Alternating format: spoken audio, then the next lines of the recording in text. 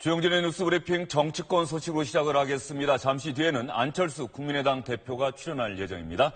오늘 정치권 이야기 같이 나누실 분들 소개해드리겠습니다. 김영준 명지대 교수, 최창렬 용인대 교수, SBS의 윤춘호 논설위원 이렇게 세 분 나와 계십니다. 어서 오십시오. 네, 안녕하십니까. 오늘 첫 소식은 어제 국회 본회의장에서 있었던 일입니다. 집권여당인 추미애 민주당 대표가 교섭단체 대표 연설했거든요. 그런데 바른정당 의원들이 추미애 대표의 연설 내용에 문제가 있다면서 본회의장에서 퇴장하는 일이 있었습니다. 하태경 바른정당 의원이 이 퇴장을 주도한 것 같습니다. 긴장 고조의 끝이 전쟁이라면 우리는 전쟁을 막기 위해서 사력을 다해 끝까지 대화와 평화적 해법을 촉구할 책무가 있는 것입니다.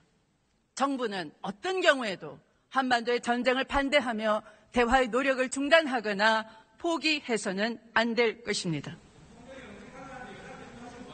그런데 야당은 한반도 분쟁과 심각성을 외면한 채 현 정부를 몰아세우는 데만 불문하고 있는 것 같습니다.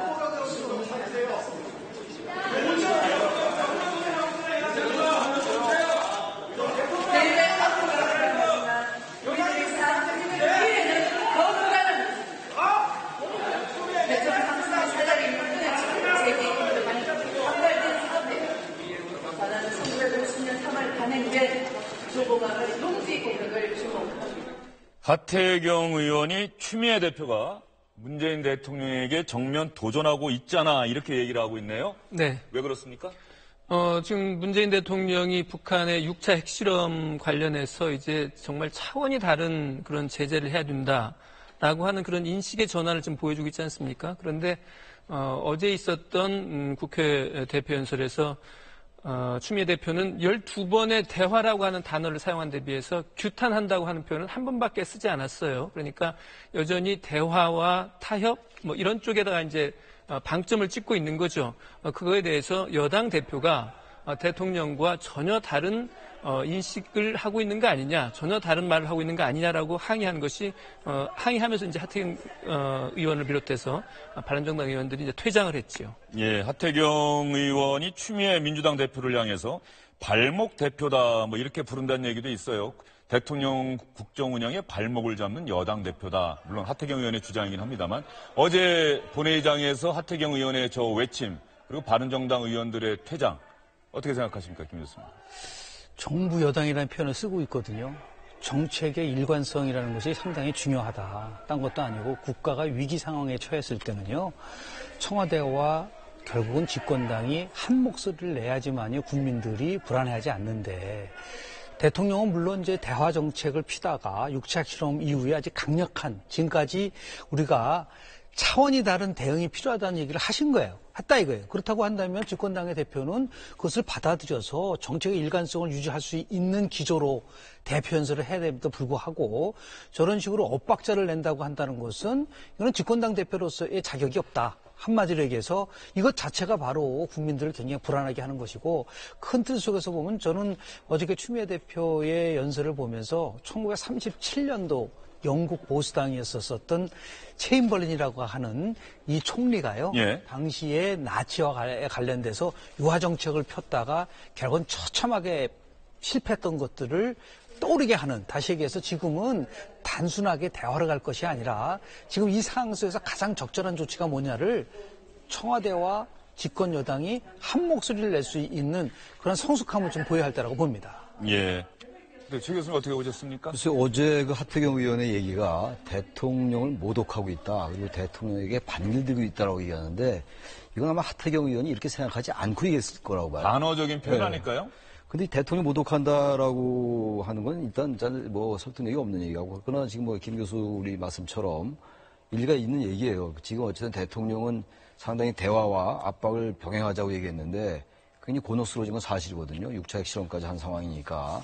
최고의 수준의 응징을 하자라고 얘기했는데 지금 집권당 대표 이렇게 얘기하니까 아마 이제 이런 얘기가 나오는 것 같은데 전 이것도 보는 관점에 따라서 최고 수준의 어떤 군사적 조치 같은 것들을 배제하지 않는다 하더라도 어쨌든 전국적으로는 대화와 평화적 협상 이런 것들을 배제할 수 없다면 대통령으로서는 그런 말씀을 하고 집권당 대표로서는 일면에 있어가지고 결국은 전국적으로는 대화를 할 수 있다라고 볼 수 있기 때문에 이거를 대통령에 모독을 한다, 뭐 반어법일지 모르겠습니다만 방일된다라고 얘기하는 것도 바른정당이 지나치게 자신의 정당의 어떤 존재감 이런 것들을 의식하는 게 아닌가라는 생각도 좀 들기도 합니다. 네. 하태경 의원의 개인적인 이력을 한번 좀 살펴볼까요? 네. 대학생 시절에 국가보안법 위반 혐의로 투옥되기도 했었고 말이죠. 그렇습니다. 뭐 열렬한 이른바 주사파 학생운동의 리더 중에 한 명이었죠. NL계라고 하죠. 보통. NL계라고 예. 보통 표현되는. 그러니까 북한에 대한 어떻게 우호적인 입장, 북한에 어떻게 보면 찬동하는 그러한 입장의 그런 노선에 서서 아주 그 강한 운동을 했었고, 그다음에 투옥 경험도 있고요. 뭐 그런 경험이 있는 세대고, 그 뒤에는 일종의 전향인 거죠. 아주 극적인 그 반대쪽으로 서서 북한 정권 타도 운동이라고 그럴까요? 이런 쪽에다가 헌신을 했던 이른바 뉴레프트라고 부르는 뉴라이트라고 부르는 그런 세대의 선두주자를 할 수 있는 그런 이력을 가지고 있죠. 예, 하태경 의원이 그래서 보수정당 한나라당의 공천을 받았을 때 많은 또래에 같이 민주화운동을 했던 또래들이 놀랐다 이런 얘기도 했는데 전향이다 이런 표현까지 쓰긴 했습니다만 실제로 전향이죠. 예, 어쨌든 하태경 의원은 그런 얘기를 하더라고요. 북한의 현실을 중국에서 탈북민들의 그 탈북을 돕는 그런 일을 했었는데 그 당시 굶주리는 북한 주민의 실상을 보고 난 뒤에 북한 정권을 더 이상 내가 옹호할 수는 없겠다. 그래서 생각을 바꾸게 됐다 이런 얘기도 했었는데 지금 공교로운 것은 북한의 핵실험과 관련한 교섭단체 대표의 연설 과정에서 하태경 의원이 문제제기를 하고 일어나는 장면. 저 부분이 상당히 인상적이다 이렇게 얘기하는 분들이 많더라고요. 그래서 저는 개인적으로 본다면 저 말이 맞는다 하더라도 일종의 국회 내에서는 의원 상호 간의 존중의 불문율이 지켜져야 된다고 봅니다. 왜냐하면 저런 식으로 가져간다고 한다면 또다시 바른정당의 대표가 연설을 할 때 더불어민주당이 집단 탈당할 수 있는 부분들도 있는 것이고요. 아무리 문제 제기를 한다 하더라도 저렇게 나름대로 이런 과정을 모든 걸 무시하고 간다는 것은 우리가 이제 좀 버려야 될 부분이 아닌가라는 생각이 좀 들고요. 화면을 보면은요. 네. 나중에 퇴장할 때 화면을 한번 보여주시면 좋겠는데 그때 보면 유승민 전 대선 후보도 같이 일어나서 나가는 모습이 보여요. 바른정당 의원들은 적어도 같은 생각을 하고 있다는 것을 화면 상황을 보더라도 충분히 알 수가 있습니다. 저 상황에서는 이제 그 원내를 지휘하고 있는 조호영 대표가 다 나가자라고 하는 사인을 보냈을 거예요. 그 사인에 따라서 이제 바른정당 의원들은 모두 일어나서 화면 오른쪽에 유승민 전 대선 후보의 모습이 보입니다. 같이 퇴장을 하고 있죠. 저런 모습이 아니 왜 그 생각이 다르다고 해가지고 대표 연설을 하는데 퇴장을 합니까? 저건 좀 이해가 안 가는 행동이고요. 단지 제가 보기에도 이제 이따 뭐 그런 얘기가 나올지 모르겠는데요. 북한과 미국의 특사를 보내자 이런 거는 아주 구체적인 해법이잖아요. 지금 대화나 평화적 협상을 얘기하는 건 전반적이고 포괄적인 그림인 것이고 여전히. 그러나 북한과 미국의 특사를 보내자는 건 아주 구체적인 해법이기 때문에 저런 부분은 제가 봐도 지금 6차 핵실험을 한 이런 국면에서 과연 맞는 해법인가라는 의문과 비판을 제기할 수 있는데 그런 걸 제외하고는 전반적인 맥락에서는 어쨌든 우리가 이걸 잘 관리해야 된다는 그런 맥락이거든요. 근데 그 자신들의 바른정당의 어떤 그 안보에 관련된 인식과 다르다고 해가지고 지금 말씀처럼 유승민 전 대표도 일어나서 나가고 주호영 원내대표가 지휘해서 나가고 이런 모습들은 정말로 시대에 맞지 않아요. 무슨 특정한 해법을 가지고 지금 완전히 쟁점이 오는 것도 아닌데, 어제 오늘의 이런 해법의 차이가 있는 것도 아닌데. 그러면 어제 추미애 대표 연설하는 본회의장에 자유한국당은 아예 들어오질 않았어요. 네. 그러면 자유한국당의 불참에 대해서도 두 분은 상당히 큰 문제의식을 갖고 계신 거겠네요. 왜냐하면요. 북한이 6차 핵실험을 하기 전하고 후는 저는 달라져야 된다고 봅니다. 예를 들어서 6차 핵실험을 하고 국가가 위기인 상황 속에 어떤 형태든 간에 국회는 정상화돼야 되고 물론 거기엔 전제가 있어요. 대통령이 얘기했었던 중요한 안보와 관련된 정보를 야당한테 주고 같이 협조를 요청을 하고 하는 부분들도 있어야 되지만 오히려 저는요. 저렇게 야당이 특히 자유한국당이 국회를 거부하는 것보다 안보와 관련돼서는 분명하게 협치를 하겠으나 다른 문제와 관련돼서는 투쟁하겠다라고 한다고 했으면 오히려 훨씬 더 국민들로 봤을 때 이게 대한민국의 보수가 변화되고 있구나 하는 것을 알 수가 있는데 그렇지 않고 모든 것을 다 거부하다 보면은 무엇이 변화된 것이냐에 대한 의문점이 대실 수밖에 없지 않느냐. 그러면서 봤을 때 이제는 우리가 좀 성숙한 정치로 바뀌어져야 되는데 이게 정권은 교체되고 정치는 새롭게 하겠다라는 그런 구호는 굉장히 많은 데 비해서 과거와는 전혀 다른 적이 없기 때문에 국민들의 국회라든지 정치에 대해서 갖고 있는 불신감이라는 것은 해소되기 어려운 면까지 지금 왔다라고 봅니다. 네. 지금 화면에 나가고 있습니다. 본회의장 밖에 자유한국당 의원들이 피켓을 들고 시위를 하고 있는 모습. 그런데 바른정당 하태경 의원의 모습이 또 보이죠. 어제 본회의장 밖에서 무슨 일이 있었는지 SBS 뉴미디어부의 비디오 머그팀에서 상황을 정리한 영상을 만들었습니다. 하태경 의원, 자유한국당 의원들과 말싸움 벌였고요. 민주당 손혜원 의원은 자유한국당 의원들의 피켓 시위를 SNS로 중계를 했었는데 자유한국당 의원들이 손혜원 의원의 휴대전화를 가리는 이런 모습도 담겨 있습니다.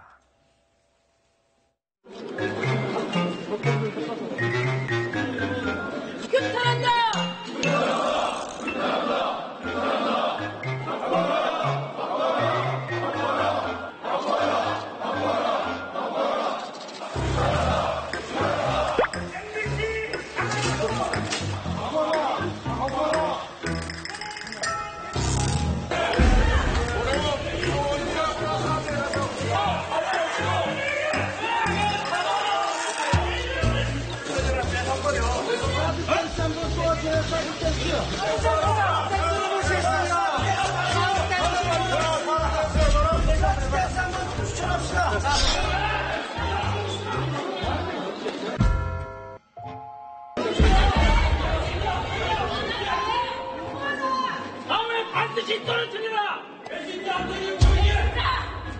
아니, 당신들이 대한민국 안보 지키는 전략이에요! 하태경 조용해! 하태경 조용해! 당신은 보수당에서 누가 죽이는 거야? 어떤 자가 보수를 임명을 지뢰하냐, 이 자식아.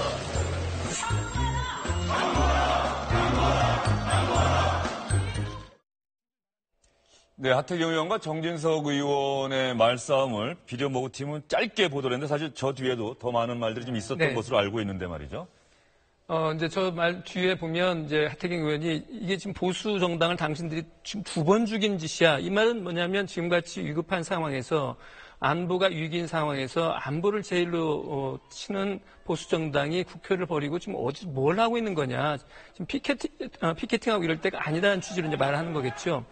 그러니까 그에 대해서 정진석 의원을 비롯해서 자유한국당 의원들은 보수의 배신자가 어디 가서 또 떠들고 있느냐 그러면서 이제 욕설까지 나오는 뭐 그런 상황이었던 건데 어쨌든 참 보기는 안 좋습니다. 참 보기 안 좋고 또 한 가지는 아까 그 본의장 내 하태경 의원의 모습에서도 그런 걸 느꼈는데요. 이것은 경청하려는 자세가 안 돼 있고요. 그다음에 그 동료 의원에 대한 존중 이런 것들도 전혀 없는 것 같아요.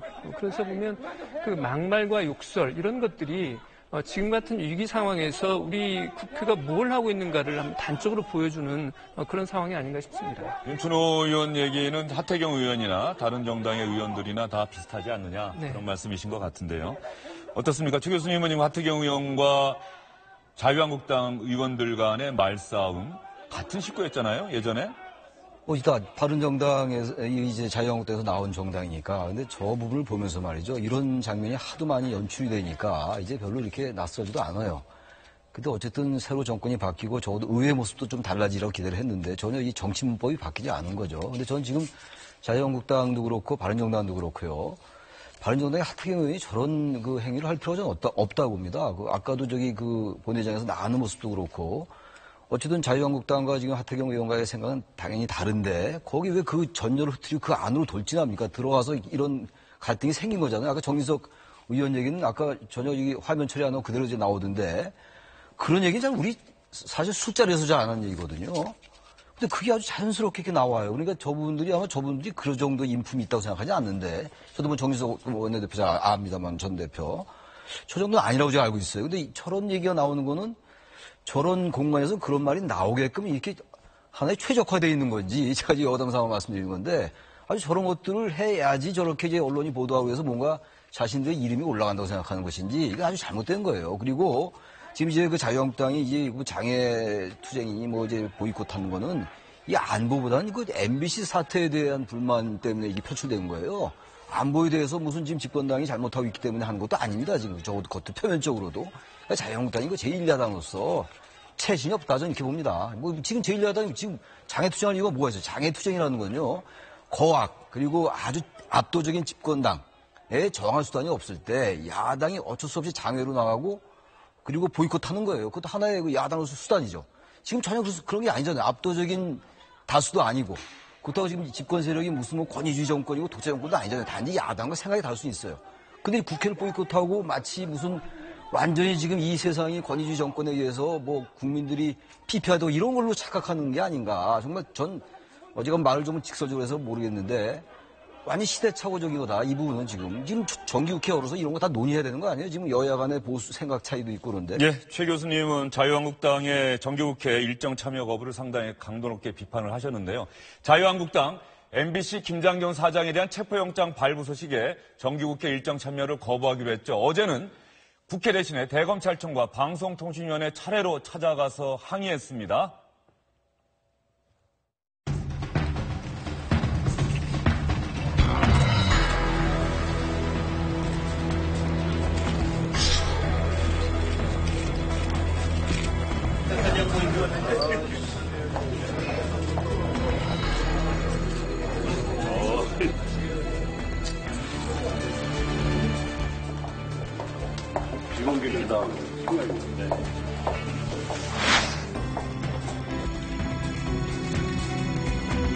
지금 군사정권 시대에도 있을 수 없는 이러한 사태가 벌어진 데 대해서 총장으로서의 그 사과 또 이것에 대한 입장을 분명히 밝힐 것을 요구를 했습니다.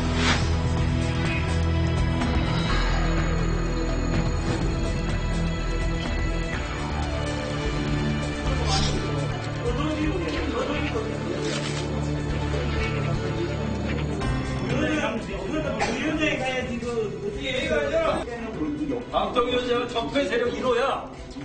방통위원장은 적폐 세력 2호. 대출 1호입니다. 대출 1호.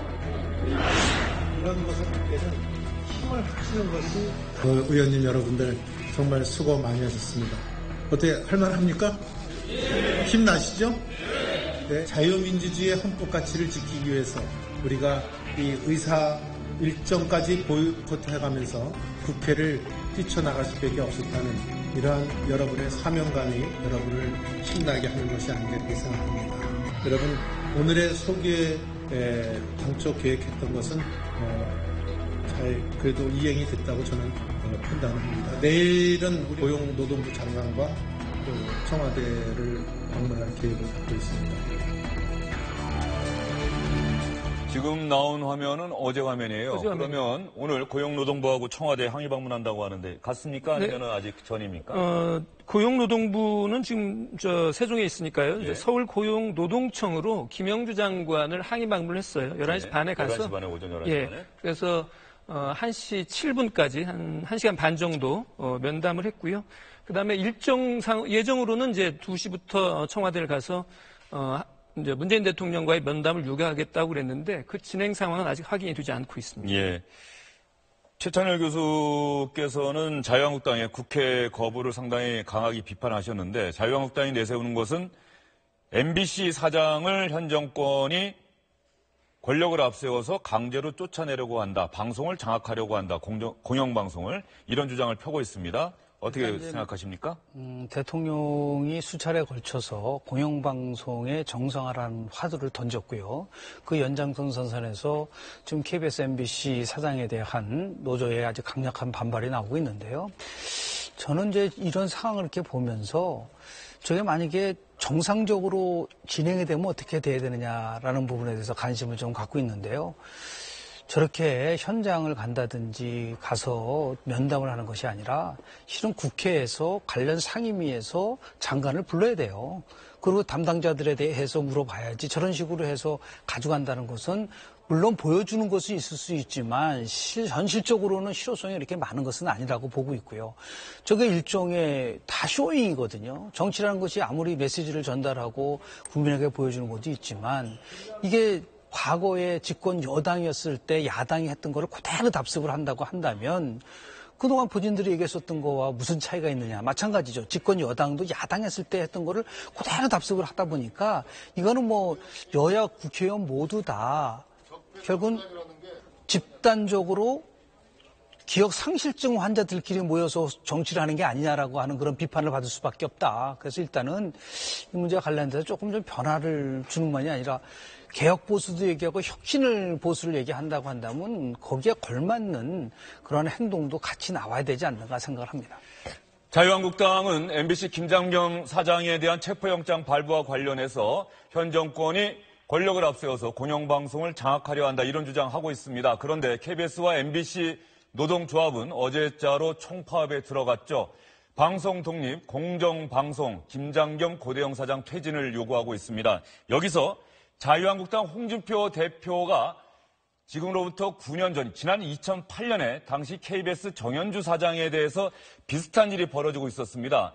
8년 전에 어떤 얘기를 했는지, 9년 전에 어떤 얘기를 했는지, 그리고 지금은 홍준표 대표의 이야기가 어떻게 달라졌는지 여러분께 보여드리겠습니다. SBS 뉴미디어부의 비디오 머그팀이 공들여 만든 영상입니다.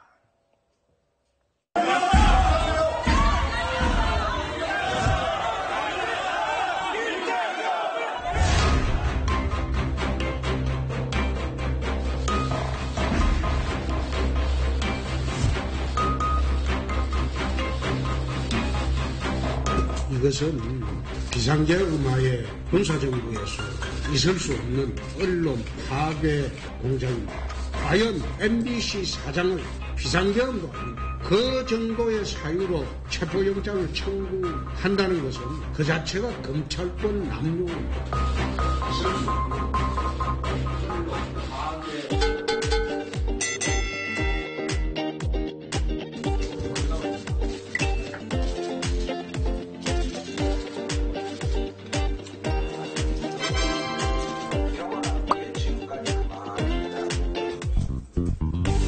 KBS 사장 같은 경우에 소환장을 2-3번 발부했으면 그 다음에 들어가는 절차는 체포영장입니다. 조사를 위해서 체포영장을 발부합니다. 그럼 법에 따라 정해져 있습니다. MBC PD 수첩 같은 경우에 자료 제출 요구하지 않으면 압수수색 영장이 들어갑니다. 일반 국민들은 그럼 뭐 하려고 조사받으러 나갑니까?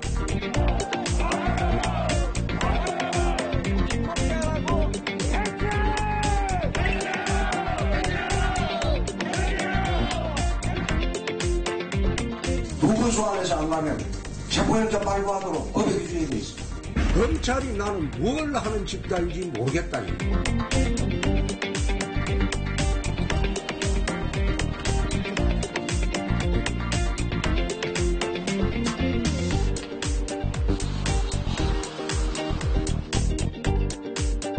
남자가 전기 충격. 프렘의 위험물질만으로도 밥 먹었어? 밥?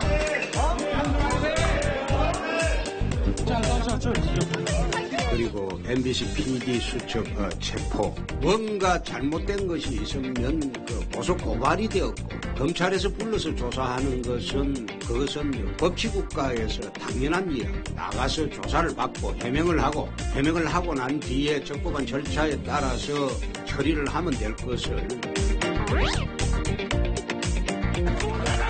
검찰은 PD수첩 제작진이 세 차례의 출석 통보에 응하지 않아 강제 구인에 나섰다고 밝혔습니다. MBC 노동조합은 성명을 통해 제작진에 대한 체포는 명백한 언론 탄압이자 검찰의 정치 수사라고 강하게 비판했습니다. 막무가내 식으로 우리는 출석지 않겠다. 그리고 우리를 갖다가 불러서 조사하는 것은 언론 탄압이다. 그렇게 접근하는 것은 그야말로 오공식 방식입니다.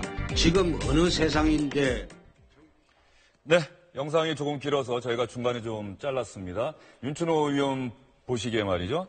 9년 전과 홍준표 대표의 이야기가 180도 달라진 건 사실이네요. 달라졌죠. 달라졌습니다. 일단 2008년이죠. 2008년 상황을 간단히 좀 설명을 드려야 시청자 여러분들께서 이해를 하실 것 같은데요. 당시 정현주 KBS 사장에 대해서 감사원에서 이제 감사를 했습니다. 그래서 감사를 해보니 한 1,800억 원 정도를 배임했더라라고 해서 그걸 검찰에 고발을 했어요. 그거에 대해서 이제 당시 정인주 사장은 물론이고 KBS의 노조까지도 나서서 이것은 부당한 언론 탄압이다라고 주장을 했고요. 그래서 검찰 소환에 응하지 않았었던 거고요. 그런 상황에 대해서 당시 홍준표 원내대표가 법에 2번 불러서 안 나오면 체포영장 발부해서 체포해야 되는 거다. 왜 안 하느냐라고 지금 주장을 하고 있는 거고요. 그러니까 지금 같은 상황은 다른 거죠.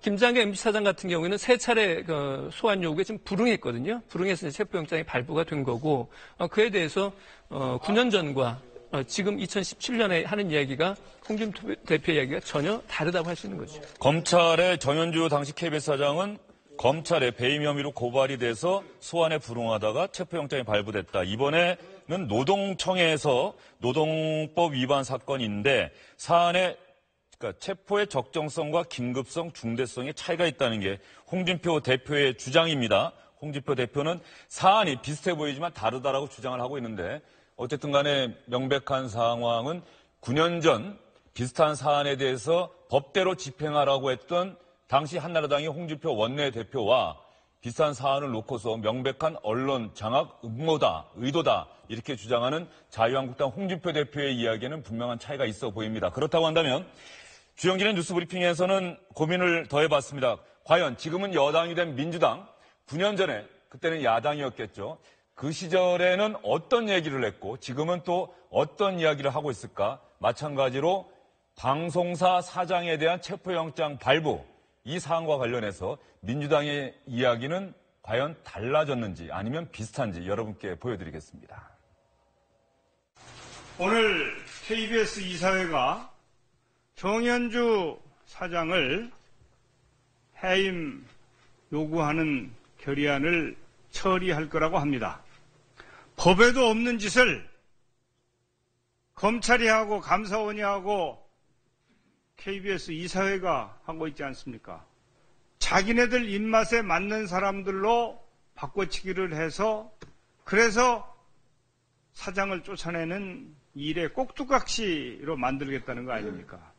이것은 언론의 자유에 대한 중대한 침해이자 법치주의에 대한 위기입니다. 이렇게 560보다도 더한 그런 상태로의 회귀를 절대 우리는 용납할 수 없습니다. 국민 여러분과 함께 우리 야당은 싸워서 분명하게 이명박 정권을 견제하고 언론의 자유와 민주주의가 지켜지도록 최선의 노력을 다할 것을 분명히 밝혀둡니다. 어떤 또 정치하시는 분들은 공영방송에 우리 보고 개입하지 말라고 그럽니다. 저희가 개입하는 게 아닙니다.